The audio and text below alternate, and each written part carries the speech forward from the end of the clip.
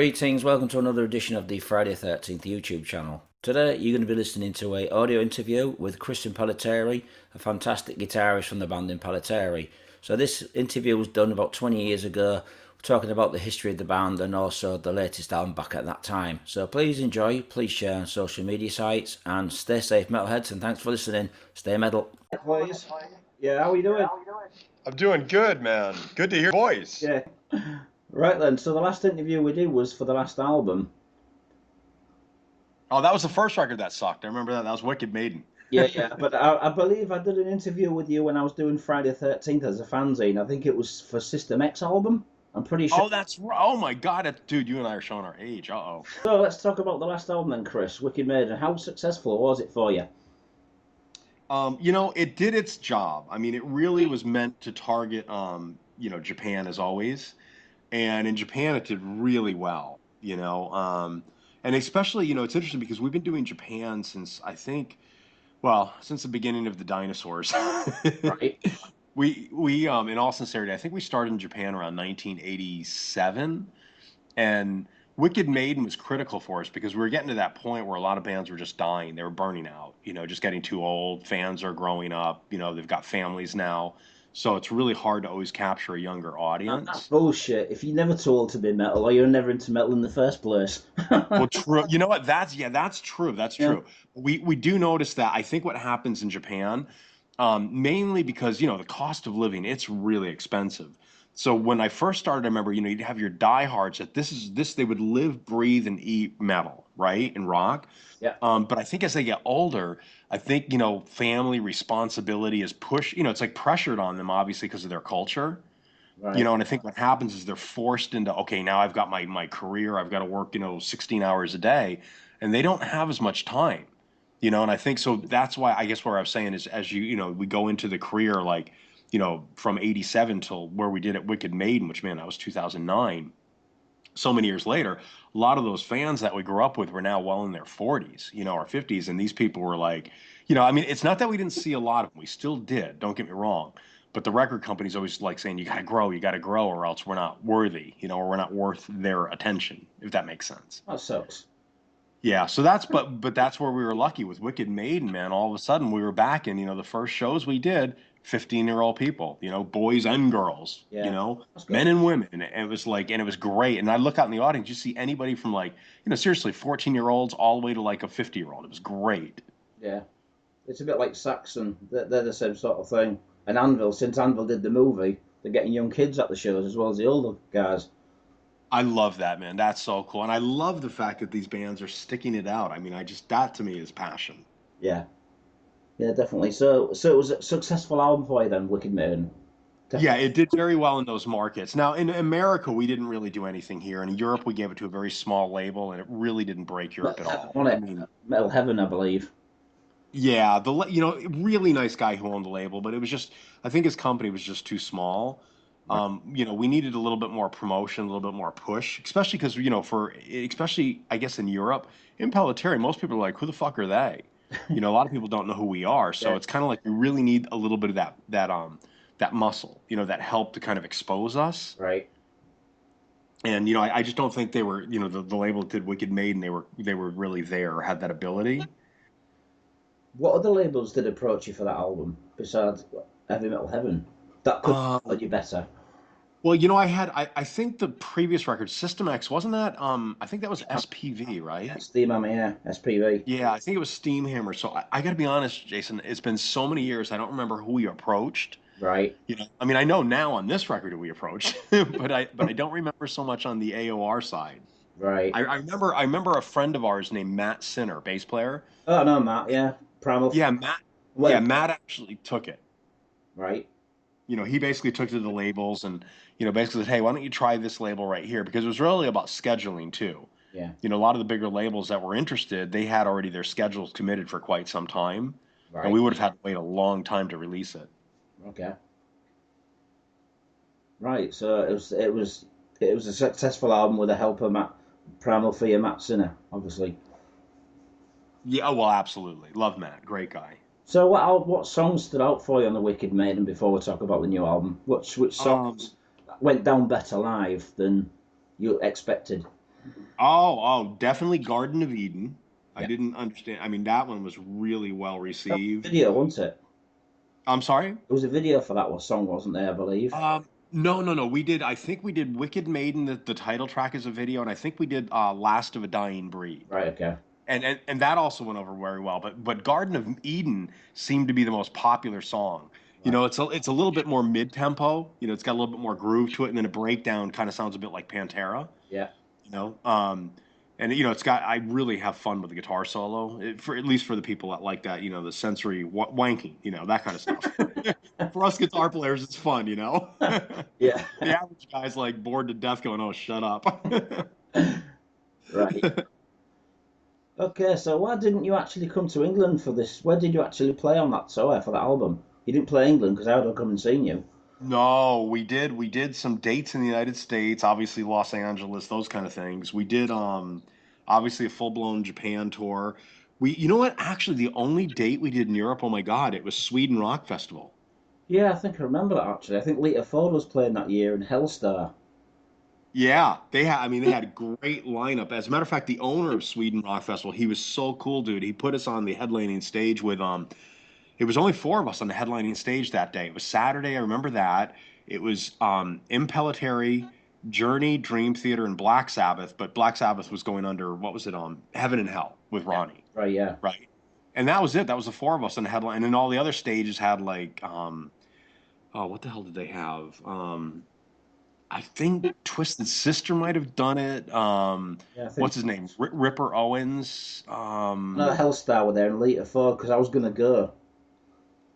Oh yeah, that's right. Yeah, that was cool. I think Riot, that band Riot played. Yeah, I think it That was was good stuff. 2000, 2009, I think, somewhere around that era, if I remember right. Yeah, yeah, that's right. Um, but I do remember that was like the only show we did there, man, and it was crazy. I remember thinking, I wonder how we're gonna go over, But that's because crazy. I never knew. It was, You gone all that way to Sweden to do one show. Why didn't you play Germany? Why didn't you play a couple of dates in Sweden, warm-up gigs? That's just yeah, bizarre to go all that way. oh, absolutely, dude. And I'll be honest, this is the problem we're having, and this is gonna even take us to where we are right now. And I swear to God, this is just me being humble and honest. Right. In Europe, we've been going to all the agencies and the promoters, especially the agents, and the agents just totally ignore us. We call them and say, "Look, we need an agent. We've Why? got a gazillion people in Europe want to see us play. We have I cannot tell you, Jason, how many people contact us, just like Facebook pages or whatever, and they're begging us to play. Are you We asking go too to the much? agents. Well, it's fucked, and it's the agents. What I'm feeling is it seems like it's a very close circle of friends, Yeah. and if you're in that circle of friendship, you're allowed in. If you're good or bad, it doesn't matter. You're allowed in, and we're like outcasts, and it's You need to go crazy. on tour with Primal Fear. Well, that would be cool. Yeah. Well, Listen, I mean, we're calling everybody right now. We're trying to make this happen. And the agents, we're like, what's really frustrating for me, Jason, especially in the US, right? I see a lot of these metal bands that are allowed to tour Europe. And I'm like, dude, we're treated like, almost like a black plague. yeah. Like I'm like, first of all, the first thing I think of is, did we sleep with someone's wife that I should know about? You know, because for some reason they just ignore us. And in the US, I'm thinking, dude, half the bands that come over here and have pretty decent touring success in Europe, Right. in America and Japan, they're nowhere near the size of what we are as far as in record sales or anything. Yeah. And I don't mean that egotistically. I apologize. I don't mean to sound like that. Yeah. But it frustrates because I mean, dude, we've sold probably close to 2 million records, if not more than that already. Some bands, We were on bands MTV. better in bigger in other areas and other than like you say, America. You're bigger in Japan than you are in America.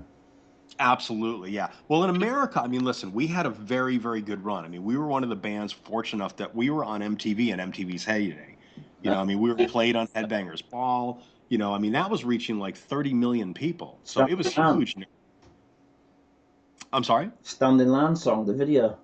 Yeah, exactly. No, that by no means was my favorite record. I mean, that really I didn't even think was an Impellitteri record. I mean, it was really more of a tribute to bands like Rainbow and Alcatraz that Graham was in. Yeah. Right. But it gave us a lot of exposure. I guess what do you call it, brand equity or whatever, because of the name. Right. But back to the Europe thing. There's also the other problem too. The agents look at us and say, they know in Japan, whatever, we can play, a couple thousand seat venue. Sometimes we play arenas. In America, we've been pretty fortunate too to play some decent sized venues. In Europe, I think they're afraid of if we come over can we play a 3,000 seat venue, or are we going to show up and three people are there? You know what I mean? Would you rather play a smaller place in Europe, a small little club, and get it packed, or you prefer bigger places? Well, the problem is I think we're so spoiled as a band. We've never really played clubs. And for one, we're obnoxiously loud. That's not a good thing. I mean, it's not purposely, but Man of war.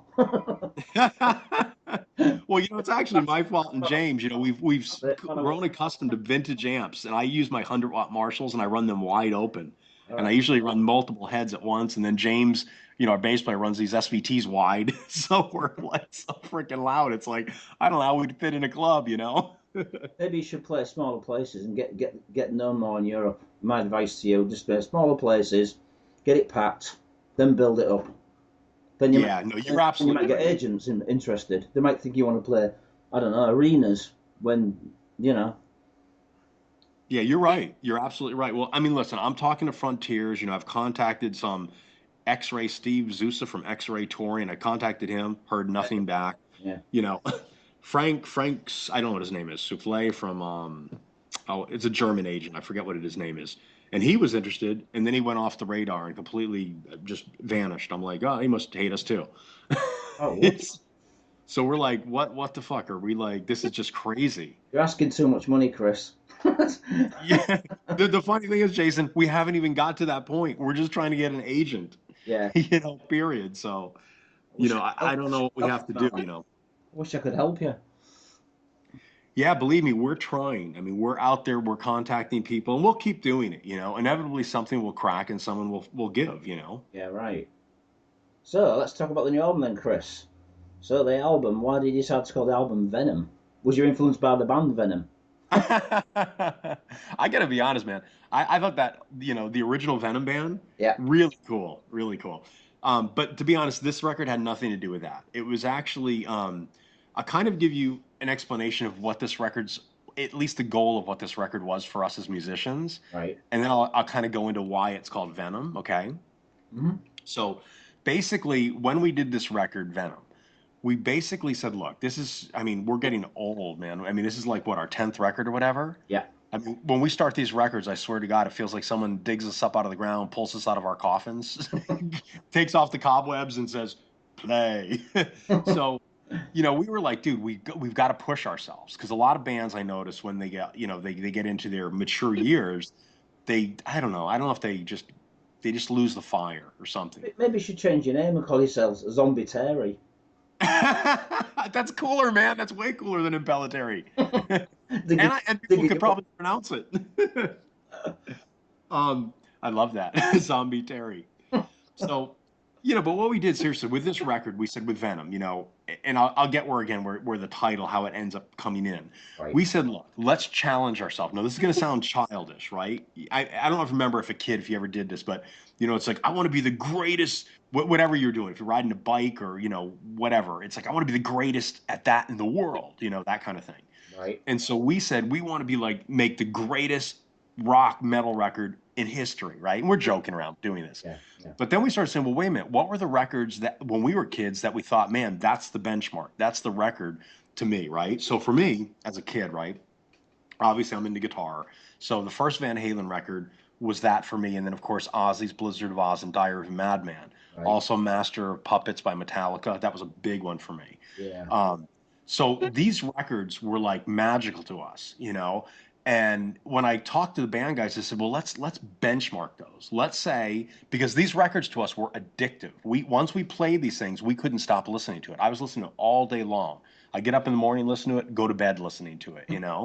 And it was like an addiction. And this is kind of where Venom, it was as if we were bitten by a snake or bitten by something when we heard that music. It was like this venom went into our bloodstream and we became, like your word, zombies. We just could not stop listening. Zombie Terry. Exactly, Zombie Terry. Next title of the record by Jason Brown. So basically, yeah. I mean, we basically when we did the record, we said, look, so if we can make a record where we believe in our hearts that we could rival those records, that's when we'll stop and we'll mix it and we think we're there. Mm-hmm. So that's what it's about. And Venom is supposed to be the drug, the addiction. It's like we if we did our job right, this is one of those records I hope that when everybody listens to it, they keep listening over and over again. It's not like one of these things where you listen to it and then it goes and, you put it on your bookshelf and it collects dust. Yeah.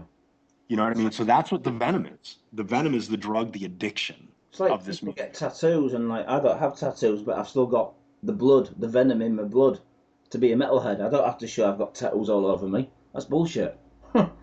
Yeah, man, I agree. Dude, I'm the same way, man. I have no tattoos. I My probably, daughters laugh at my daughters call me a pussy. I They probably, say, I probably know more about heavy metal than half the people who've got tattoos on them. oh, dude, absolutely. It's funny. Metal changed a lot, Jason, from when I was a kid, right? The metal scene, especially the British metal scene. I mean, the stuff that really came out. I mean, listen, when it was, Saxon and Venom. I mean, there were a million bands, right, that really started the whole thing. And it was interesting because all those bands, it was just, I don't know, it was about the music. It seemed like everything was just, it was this great brotherhood, and it was just musically bound. Then when we got into the 90s, something changed. It didn't seem to be as much about the music as it did about the image. Now, Yeah. coming out of the 80s, obviously, now those hair bands, which I hated, I was never one to be part of that, even though I had the hair. Um, those bands, that was image driven, right? But Yeah, in right. the 90s, when it all of a sudden became everybody was shaving their head and tatting up, and it was like big, you got to bulk up and be gigantic. And if you didn't, you sucked. And I was like, but dude, that's not music. That's a way of life. Mm. You know what I mean? But that's not what our forefathers of metal. And then, of course, then what pissed me off is they started changing the guys who really created metal. I mean, Maiden, Iron Maiden is one of my favorite all-time bands, and I don't give them enough credit, but they really are. A man's Judas And Priest and Saxon. yeah, absolutely, absolutely, they're up there. And so when you look at those bands, you kind of think about those were the forefathers of metal. And now when kids talk about metal today, they call them like that's old school metal or that's old and that's. And I'm like, dude, no, that's not old school. That's metal. The stuff you're doing, change it, give it another title, whether it's death metal or Cookie Monster metal or whatever. You know what I mean? Yeah. Yeah, I do. Because it's true, man. And not only that, what pisses me off, a lot of times, we get shit because, Rob, he sings. I mean, Rob's a huge fan of Halford and, Bruce Dickinson. I've seen. That's a school, I saw. that's what he grew up I saw him at Bang Your Head Festival when he was playing with Driver, and I met him backstage. I think I sent you the photo. Oh, yeah, I think you did actually. Yeah, nice guy, Rob. Tell him I said hey. Oh, definitely, Jason, definitely. So the He's a cool guy and he grew up in that guard, but I noticed, during the 90s, the people that hated us, right, that were like dissing us, they would ream them for basically screaming and singing. I'm like, fuck you guys, man. You guys listen to how way you sing. You can't even sing. yeah, true. You fucking it became this. I think I have this theory of what happened in metal in the 90s. I think what happened was, it was really difficult in a metal band to survive for at least, especially if you come out of like the Maiden, the Priest era. If you didn't have a singer that could sing, it didn't matter how good the band was, you were dead. Yeah, You know what I mean? yeah, So the problem was because most musicians couldn't find a singer, right? Most guys that could sing like that didn't want to play metal. They wanted to be in Journey or something else. So basically, they had to create another way of doing it. And that's where the Cookie Monster voice came in. I mean, virtually anybody can do that stuff. And basically then the school, especially out of New Jersey and New York, man, they just started going after aggressively anybody that was singing. You guys are pussy. Stuff like that. And I'd be like scratching my head going, really? I want my cookie. Right. Cookie and milk after Zombie Terry. So the album title Venom came from your influences that got the blood into your system, and you just brought it back now from the past. That's right, and we're trying to spread the disease, with the venom and this music. That's what we're trying to do. Right. We kept recording music. I mean, man, I was working on this record for a couple years with the band guys, and as I was recording, we kept, we would finish a song, and we would just kind of let it sit for a little while, get away from it, and come back to it. And if it was a song that we would go back to and go, oh man, this is good. This feels really good. Right. Now I never know, Jason, to be honest, if the stuff we record is good until probably 4 or 5 years after it's released. Yeah. So right now with Venom, I'm really close to it. I don't have perspective like, you have a much better perspective than I do. I can tell you right now, I mean, I dig songs like Empire of Lies and Venom, and Rise is another one I really like. So this stuff is stuff that I keep feeling like, oh, this is really good. And when we were writing it, that was kind of the trick. We would go back and say, man, have we set a new standard where we're getting back to that addictive phase where we like go, man, I gotta listen to that song again. I want to play that song again. It's fun. So that's kind of like the whole idea of Venom. It's just basically, again, it's addiction, and hopefully this music will have that effect on people. I hope. I remember you telling me in an email that you said it was the heaviest thing you've done. It probably is since our first Black EP. The Impellitteri Black EP. If you listen to songs like "Lost in the Rain," "Burning," "Playing with Fire," that was probably the most aggressive we've ever really Was played, that and it was Bob, also our, Bob our singing, debut. didn't it? Bob was singing on there, and then you got Graham Bonnet, and then Bob came back again. Yeah, because and that's the big thing that used to always frustrate me, and it was also a big misconception of the band's identity.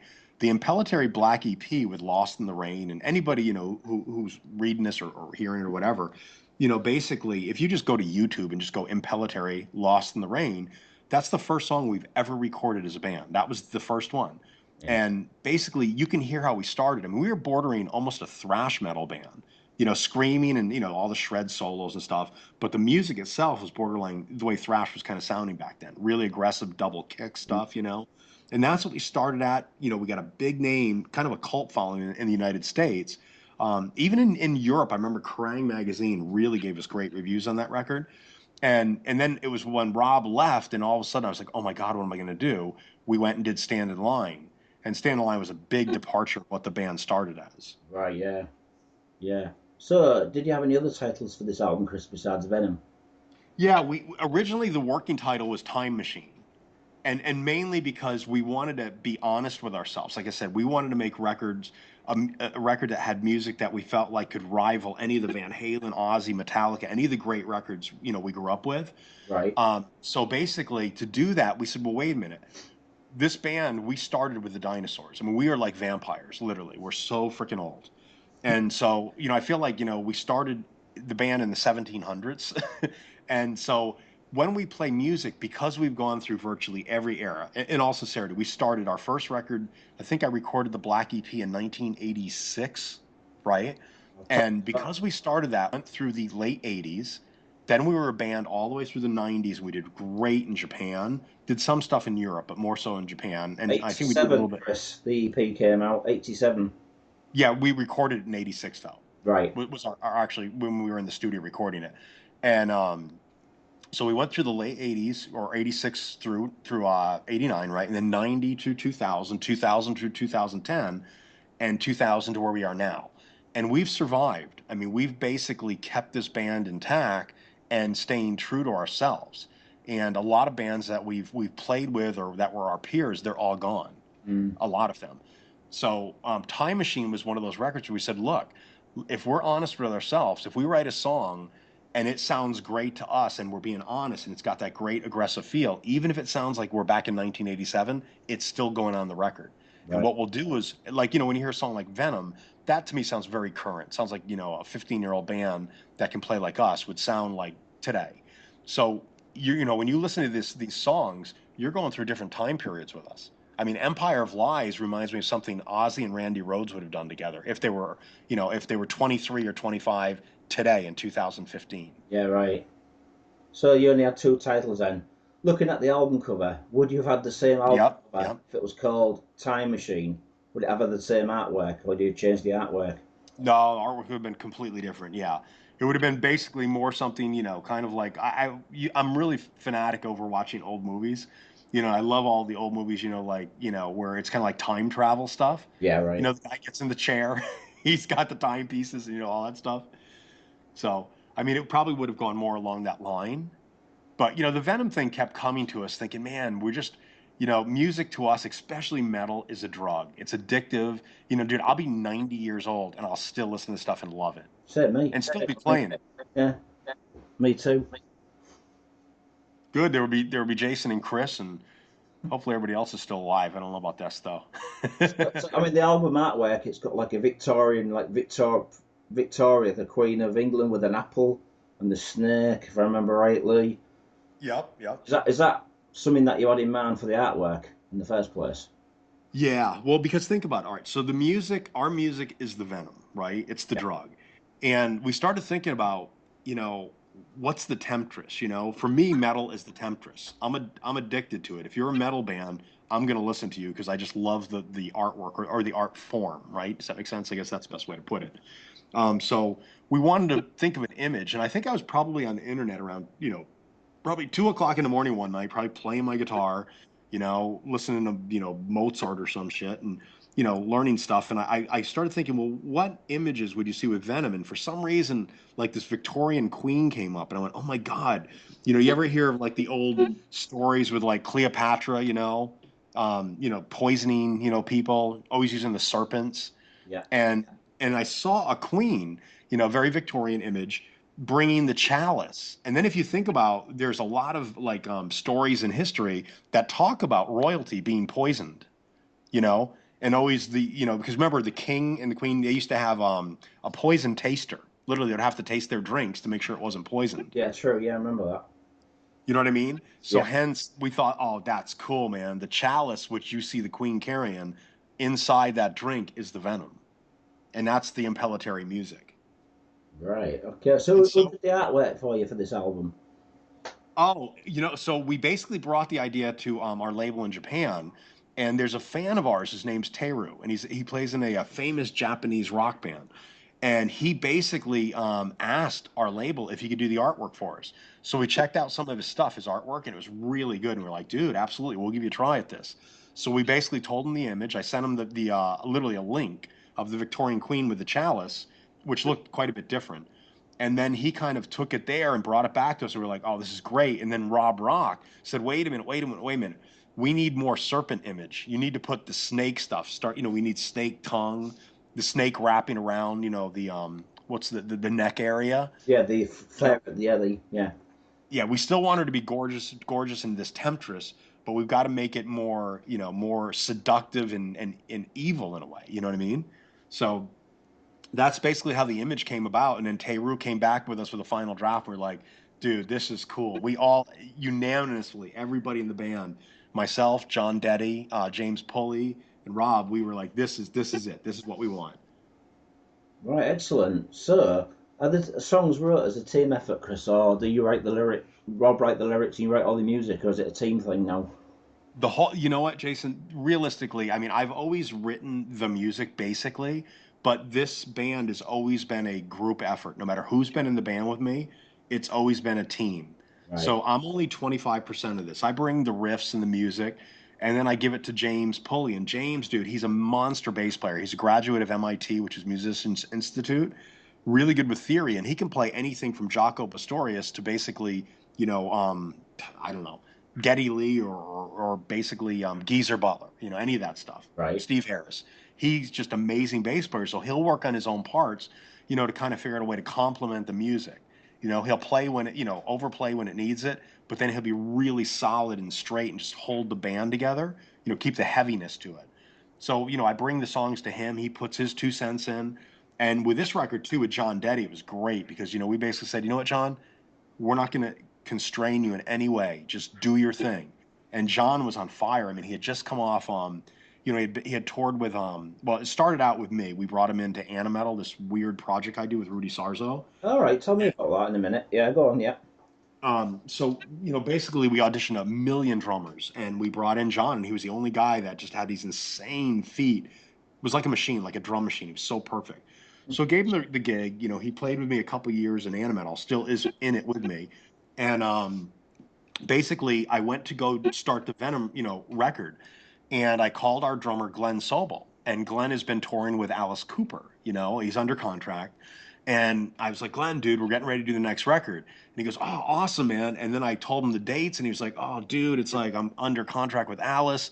We're doing the Motley Crue tour. We're literally locked in till the end of the year, till 2015.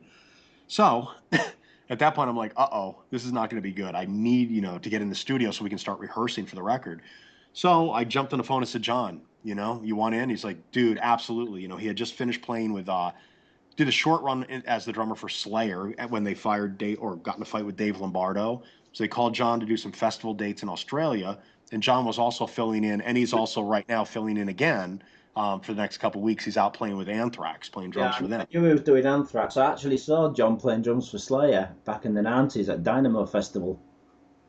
Oh, that's cool, man. And Awesome. his bass drum pedal broke after the first song. Oh no. You mention it to him, just said, you remember Dynamo Festival when your bass pedal broke? And then we go, dude, can't you control your feet, buddy? I'm gonna say Jason said you sucked. They had to stop the set for about 15 minutes where they sorted his drums out. Oh my gosh, wow.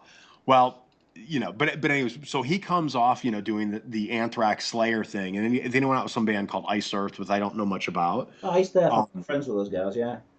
yeah, so he did that, and he came back and he was on fire. So I brought him in the studio, and I was like, oh man, this dude is just there's so much energy, and nothing against Glenn. I mean, Glenn's an amazing drummer, and I love Glenn. He's very much part of the Impellitteri family or the zombie Impellitteri family. Zombie Terry family. Yeah. So, with Glenn, he's very much part of it, but so John comes in and he just has this fire, man. And so we rehearse, and we were actually going to go do a stadium headlining stadium show. We were going to go do in Korea, and Impellitteri was going to headline, and we were in rehearsals getting ready to go with John. And a day before getting ready to get on the plane, they had a massive monsoon. The whole stadium got flooded, and we get a call literally the night before we're leaving, dude, don't come, stop. So I basically said, what are we going to do now? And I said to Rob and the band guy, I said, let's go in and do the next record. Let's start rehearsing right now because we're in rehearsal mode. We're playing great together. So that's, the way, it came about. And John's playing was just such a great contribution. So I was writing the music, Rob writes all the lyrics. John wrote all of his own drum parts. Same thing with James. All of his own bass playing. Everything was done on their own. And then we'd come together, rehearse as a band so we could play this stuff live. Go into studio and make it as a live band, not as some band sharing files. Yeah, I was going to say to you, do you use files? Because I know a lot of bands don't, and I know some bands do. So I just wondered if you share file, because one band from Sweden I interviewed recently said that it's not organic. There's no feelings when they're sending files to each other. Do you feel the same? No, not musically, man. Musically, for the first part, we basically record it as a band. I mean, the way records have always worked in history, and I'll tell you the truth, what every band does, whether they are truthful or not. The way it really works, a lot of times bands will go into studio, they'll cut a basic track. The guitar is in an ISO room, the bass is in an ISO room, and drums are in a completely separate room. The band plays together, right? So they get a live feeling. And then what happens a lot of times is then they'll erase the original bass or guitars because the takes were not perfect, right? So now you got your live drum track, and now everybody goes and rebuilds the record. And that's how every band has pretty much done it through the beginning of time. So for us, we wanted to first and to get a live feel, you got to basically be able to play the music together, practice it, work it out. So we did most of it that way. And that way, and a lot of these takes, to be honest, a lot of this stuff is actually first takes. Wow. So this, like when you listen to this record, I did go back and add some layered fat guitars just to make it a little fatter, but the live guitar is always in there. Solos, a lot of those solos are one take. Venom solo, I think most of that is all just one first take. Just I was really warm, just do it, rock it. Excellent. Same thing I think also with Empire of Lies too. Right. So how long did it take for you to actually record the songs for this album? Not long, man. I mean, because we were so well rehearsed and so polished and ready for this thing. I think from start to finish, we were probably done in about 16 weeks. Right. And was it done in one studio, or did you move around? Like, Most of it was done at a place called NRG Studios. It's where Linkin Park and Slash just did their last records. We did it in the same room they did theirs. right. Uh, Big place, great. It's owned by a producer named Jay Baumgartner. Um, it's one of the premier studios in LA. It's extremely expensive, which was not fun because it cost us a lot of money. But it's a great room and it's gigantic, so it captures the big drum sound, which we really, really wanted. So, basically it was about 16 weeks in, we got it done. And, I mean, and then of course, now the mixing thing, that's where we gave it to Greg Reilly, who's our mixer. And Greg, I think he mixed like the last Overkill record. He's, done Fear Factory. He's done Impellitteri records before. Right. He took the whole record back up to Canada and he mixed the whole record in Canada with us. Wow, excellent. Right then, so are you happy with the end results? Yes, I could not be happier, to be honest. I mean, I'm listening to it now on every system I've got, and it annihilates it. It's so big sounding. It's amazing too because the record is basically four guys. Yeah. And I am definitely going back and doubling some guitar stuff just to thicken it up. But for the most part, that's literally like three musicians and a singer. And I'm listening to the wall of sound going, wow, this is huge. So how did you get all the John? I say you got John because you did a side project with him. I mean, he's been in Anthrax before. He's been in Was he in Testament for a short spell? Yes, I believe he was. I don't think he ever did records with Testament and Slayer, but he was basically in those bands, I think, for a couple of years. Session drummer. Yeah, well, no, touring drummer That's actually. right. Yeah, sorry, touring drummer. Yeah. Yeah, So so he was their touring guy, and he's such a great player. So what happened? I do this side project. It really was always meant to be Japan only in some places in the United States, and it's based on anime. And anime is massively huge in Japan. what's that? It's something. What is it? I'm sorry. What is it? Anime is kind of like like Batman, Superman, all superhero kind of stuff. Anime is like this crazy eccentric fantasy world, right? Right. Some of it is dark and thematic. Some of it's I mean sexual. Some of it's childish. It's all over the place. And in Japan, it's huge. I mean, everywhere you go in life, it's part of their culture. It's kind of like when they watch TV, they watch anime. So Sony and this management company who managed like Steven Tyler of Aerosmith and Nickelback, they put this band together. They basically, put the band together. First, I think it started with Mike Viscera. Then Rudy Sarzo was on board because he's a big anime fanatic, and um, and then the first record, they called in Scott Travis from Judas Priest. And at that point, I think Priest were on hiatus. And so basically, they called me and said, dude, everybody picked you. They want you to be the lead guitarist. And I was like, oh, cool. This sounds fun. It'll be a good project. And it sounded like it was going to be a cool, like heavy metal supergroup, right? Right. But I didn't know what it was about at first. And then they said, well, listen, this is what we're doing. And I'm like, what the fuck? It's like they showed me the image and I'm like, oh, hello. What? Whoa, slow down. What's this? So is it You like a know? Japanese manga thing then? Them cartoon? Is that what it's kind of like? Very much so. And it's hard to do because what we're doing is we're doing heavy metal music over existing famous classic anime music. So poor Mike Becerra, he's got to sing in English the original Japanese melodies, right, Yeah. of these anime songs. And Right. yeah, but in English, so it's insane. And the music, it's not logical. It's so not like I mean, I grew up like I say, especially metal, listening to Ozzy Van Halen, Priest, Maiden, all those bands is kind of how I learned how to write music. Well, when you get to anime, you're like, holy shit, nothing repeats. It's always off on some strange turn, it goes into another direction. And it's so hard to play, but it's a challenge. So, it was really fun. And then the other side of it was actually an original Japanese metal band in I think early 90s called Animetal. And it was hugely popular. And Sony said they always wanted to do like an American version of this. So hence that's why it says Animetal USA. And so, when we did it, the original Japanese band used to take famous metal riffs and put it in the Japanese anime song. So hence, if you listen to Animetal USA, if you listen to our song Cat's Eye, if you listen to the riff, I'm actually playing the Mob Rules. And we got permission. Sabbath were like, "Oh, that's cool, absolutely do it." So basically, and of course, when the solo comes up, they just let me go nuts, do whatever I want, So totally these on wank. YouTube then? Can I listen to these on YouTube? Oh yeah, definitely, absolutely. Oh, in a Yeah, minute. just go Animetal USA and type in Cat's Eye, like CATSI, Right.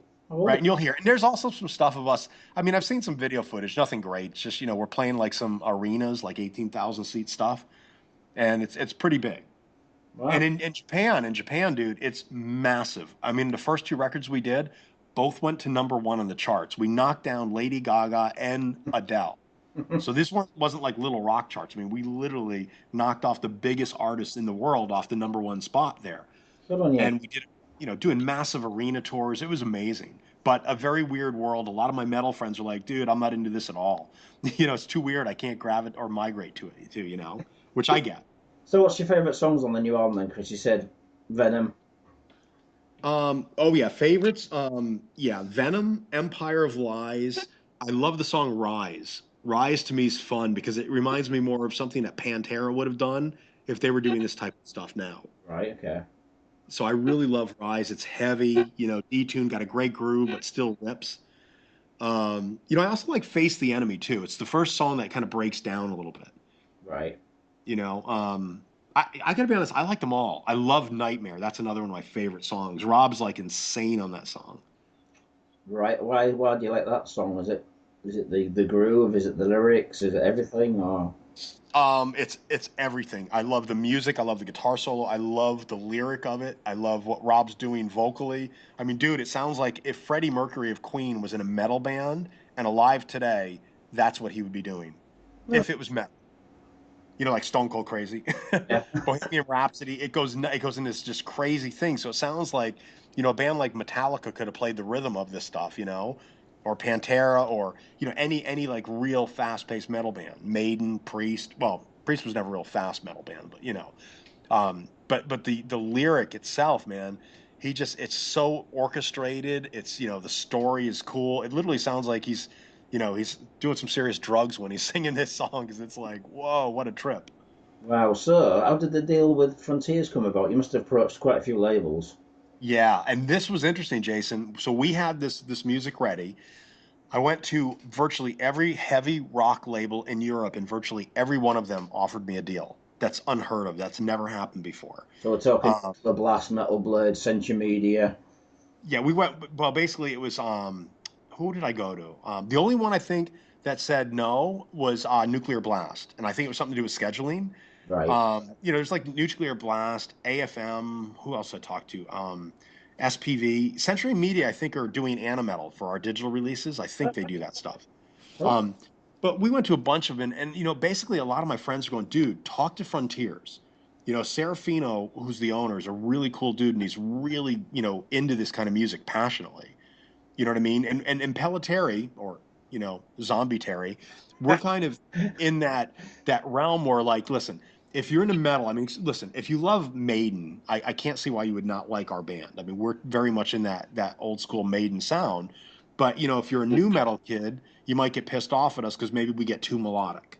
You yeah. know what I mean? We got the big anthems, sing along chorus.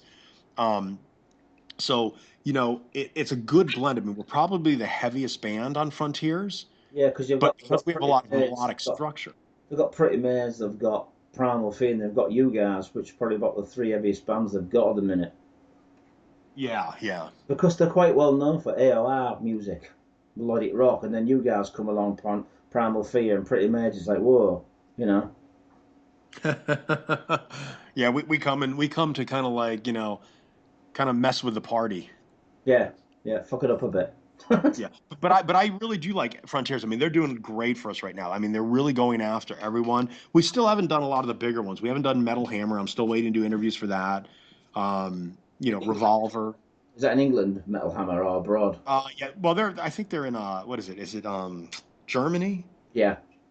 Spain, something like that, Greece or whatever. I think it's Greece too. Yeah. So we're still, we're working on that. But in America, this is the first record in years that we've done in America, and we're doing a lot of press, and they're really loving this record. Good. I mean, really big. So it's great. That's good, man. So you're happy with Frontiers? How long is the deal with Frontiers? I just do one-off deals, man. Just Right. just one release. I mean, they have an option to do the next one as well, Right. but usually it's just one-offs. And So, I'm very happy with them. We've got two more music videos coming. oh yeah, I don't know if you've seen the music videos yet. I've seen one of them, the one in the warehouse, which was for I can't remember the song title. Help me out, Chris.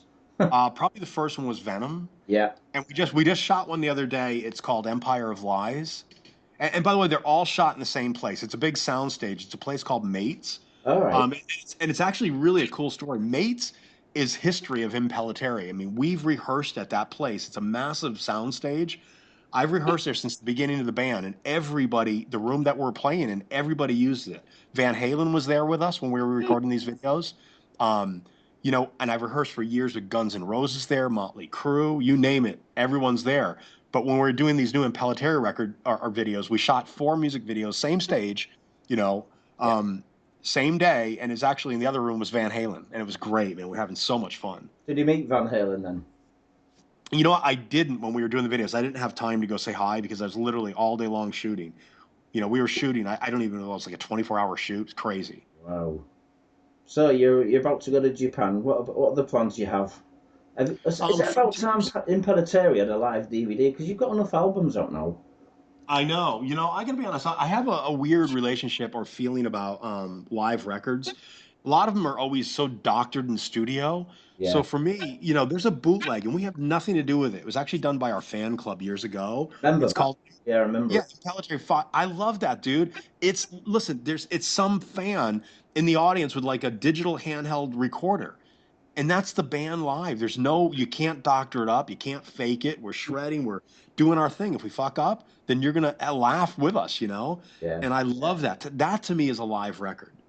But what about a live DVD? It's about time you had one because, like you say, you've got Yeah. material. Yeah, that's true. Yeah, we definitely need to work on that. We'll consider that. You know, right now, I know Frontiers offered us to do the October 3rd and 4th Frontiers. I guess they're doing like a big rock festival in Germany. All right. So we are considering that. So we'll, you know, both nights, third and fourth.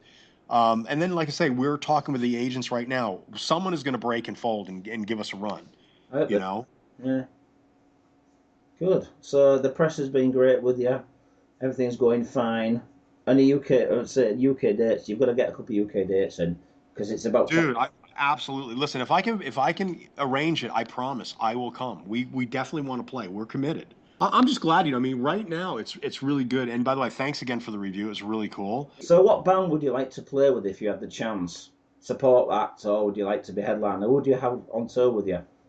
Iron Maiden, if I could play with a band, is that what you're saying? Yeah, like, well, yeah. If you could play with a band within reason, would you tour with Primal Fear? Because I think that'd be a good shot for you guys. Label mates. Absolutely. Oh, absolutely. Yeah. But when you're talking about, you know, again, I'm not talking about we would double bill with Maiden. I'm talking we could open for Maiden. There's a difference, you know?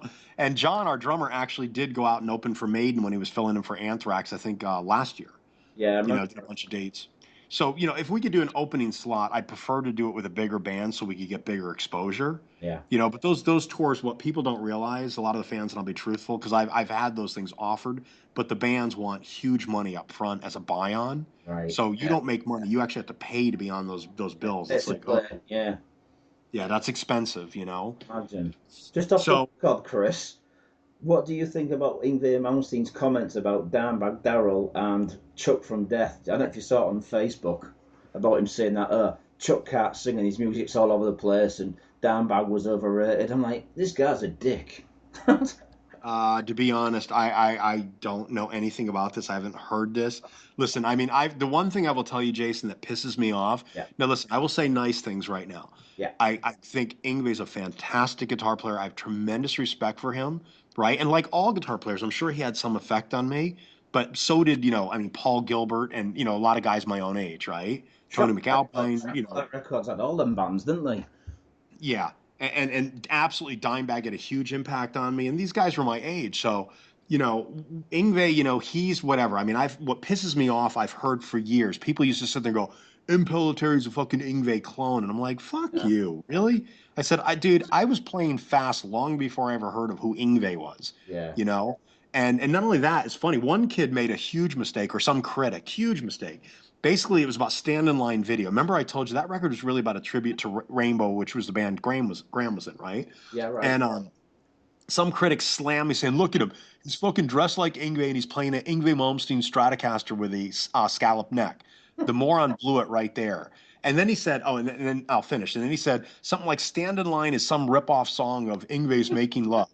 And thank God, some fan immediately called the guy out and basically said, "Dude, let me give you three things." And he was absolutely right on the money. He goes, "First of all, Stand in Line was written 2 years earlier and released 2 years earlier than this Making Love song by Yngwie. Yep. So who ripped off who?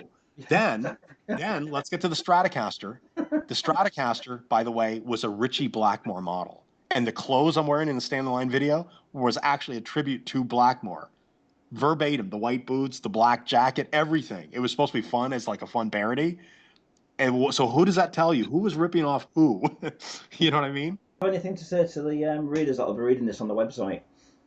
Um, Dude, man, rock with us. Have fun, man. Crank this record up. Make sure you play it loud. Got to be loud. Annoy the neighbors. Well, you enjoy your day. Nice speaking to you. Jason, you too. Pleasure. We got a Skype. Well, we're connected to Skype now, dude, so we can talk. Yeah, without interviews. definitely. Yeah, well, so we'll hook up and I'll speak to you soon, either on Facebook or Skype. Absolutely, man. Enjoy your day, my friend. Oh, dude, I will. And you have a really good Stay week. Well, the well. rest of your See week. you later. All right, Jason. Hopefully we talk soon, man. Yeah, definitely. Take care, brother. Bye. Okay, you too.